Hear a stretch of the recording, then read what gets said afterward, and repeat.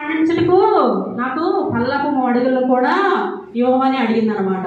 అప్పుడు ఏం చేశాడు కాలేబు, వెంటనే ఆ పల్లపు మడుగులను మళ్ళీ ఎత్తైన మడుగులను కూడా తన కుమార్తెకు దయచేశానమాట. ఇప్పుడు ఏం జరిగింది? అడిగిన దానికంటే ఎక్కువైన మేళ్ళు తను పొందిందనమాట. మొదటిగా ఆమె యోగ్యురాలు, తర్వాత విధేయత కలిగినది, తర్వాత గార్ధమము దిగి ఎంతో వినయంతో తన తండ్రిని అడిగింది. అక్ష అనగా ఆభరణము, దీవెన కలిగి ఎంతో దేవుని దయ పొందింది. ఈ నీటి మడుగులు దేనికి సాదృశ్యము? సమృద్ధికి సాదృశ్యం అనమాట.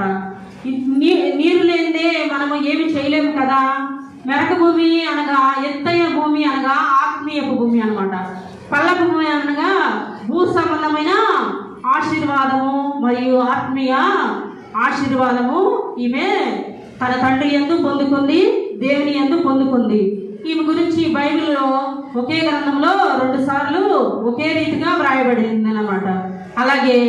ఇలాగే మనము అక్షలాగా ఉన్నామా లేదా? ఈ రోజుల్లో దేవునికి విధేయత కలిగి ఉన్నామా లేదా?